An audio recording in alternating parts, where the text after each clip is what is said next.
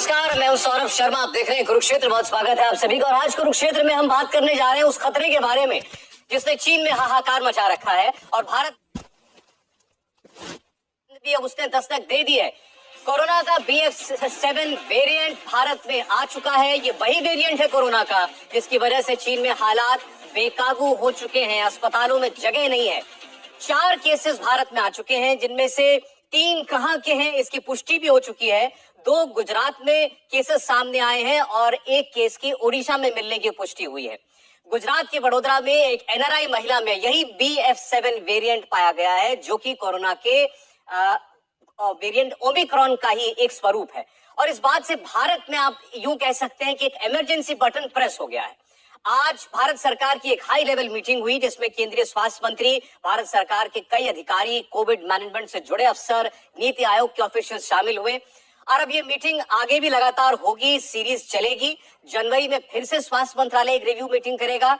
सरकार ने एक बात साफ कही है कि पैनिक न करें, लेकिन कोरोना से बचाव के सारे प्रावधान फिर से लागू करने का वक्त आ गया है। अब सवाल ये उठता है कि क्या भारत में एक बार फिर स्कूल बंद होंगे, भारत में एक बार फिर पाबंदियां लगेंगी, एयरपोर्ट, रेलवे स्टेशन, बस अड्डों पर फिर से सख्ती की जाएगी, और क्या लॉकडाउन जैसे हालात एक बार फिर लौट सकते हैं। इसको लेकर सरकार ने आज क्या बताया हम आपको बताएंगे। लेकिन ये बात उठी क्यों, इसके लिए आपको चीन से आ रही बहुत ही खौफनाक तस्वीरें देखनी होंगी। हम आपको बताएंगे कि ये BF7 वेरिएंट क्या है जिसकी वजह से चीन में कहर मचा हुआ है, जहां हर रोज कोरोना से सैकड़ों मौतें हो रही हैं और मारा जा रहा है। एक्सपर्ट्स का कहना है कि 90 दिनों के अंदर कोरोना का एक पीक देखने को मिलेगा चीन में, जिसमें चीन के अंदर 10 लाख से ज्यादा लोगों की मौत हो सकती है। और अगले 3 महीनों में चीन की 140 करोड़ आबादी का 60% हिस्सा संक्रमित हो सकता है, जिसकी तादाद लगभग 80 करोड़ लोग बैठती है। अभी चीन में 2 और लहर आना बाकी है। आपको बता दें, कोरोना की एक्सपर्ट्स के मुताबिक अभी रोजाना 26,000 से ज्यादा नए मामले हैं और हकीकत में इससे कई गुना ज्यादा हो सकते हैं। कोरोना मरीजों से अस्पताल भरे हुए हैं। एक एक बेड पर कई कई मरीजों का इलाज चल रहा है। जहां बेड नहीं है वहां फर्श पर मरीज लेटे हुए दिखाई दे रहे हैं। अस्पतालों में ICU बेड्स खत्म हो चुके हैं और मरीजों की लाशों का ढेर लगा हुआ है। ये तस्वीरें आप देख रहे हैं, चीन की तस्वीरें, और तस्वीरें विचलित करने वाली भी हैं, आपको आगाह कर दें। हालात ये हैं कि जो क्रिटिकल मेडिसिन हैं वो मेडिकल स्टोर पर खत्म बताई जा रही हैं। और तो और कोरोना की टेस्टिंग किट तक कम पड़ रही है चीन के अंदर। अस्पतालों में स्टाफ की भारी कमी है और जो स्टाफ ड्यूटी पर आ रहा है वो भी भारी तादाद में संक्रमित हो चुका है।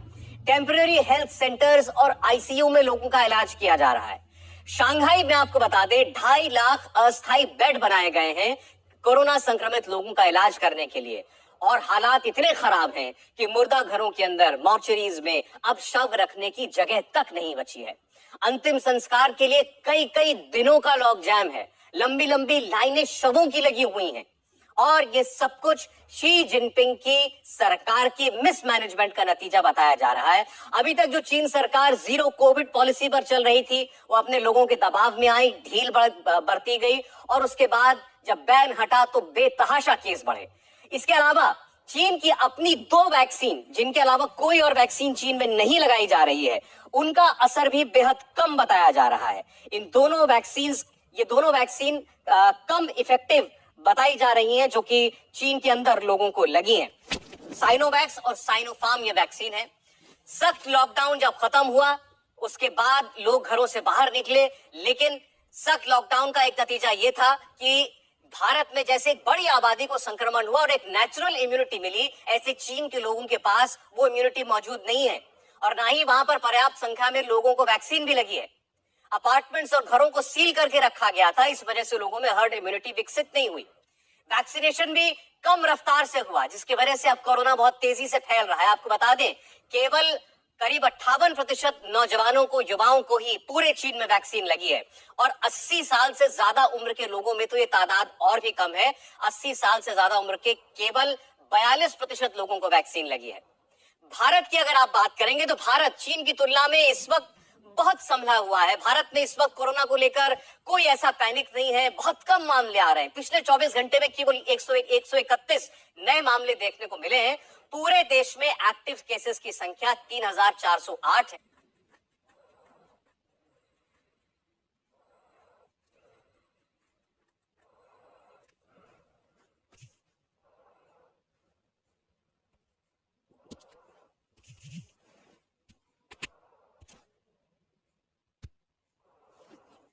सरकार ने आज ये फैसला किया है कि तमाम अंतर्राष्ट्रीय जो फ्लाइट्स हैं, जब वो भारत के हवाई अड्डों पर लैंड करेंगी, भारत के हवाई अड्डों पर अंतर्राष्ट्रीय पैसेंजर्स की रैंडम सैंपलिंग अब शुरू हो जाएगी।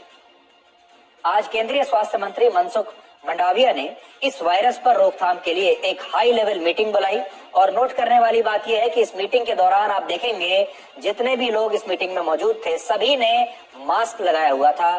खुद हेल्थ मिनिस्टर ने भी मास्क लगाया हुआ है, जिससे ये पता चलता है कि सरकार लोगों को ये संदेश दे रही है कि अब उन्हें भी अपना मास्क निकाल लेना चाहिए। तो पहली बात तो ये है कि आप हो सकता है अपने मास्क को अब तक भूल चुके होंगे, आप अपने मास्क को दोबारा से निकालिए, घर में ढूंढिए आपने अपने पुराने मास्क कहाँ रखे हैं, नहीं मिल रहे हैं तो नए मास्क कल से ही खरीद लीजिए।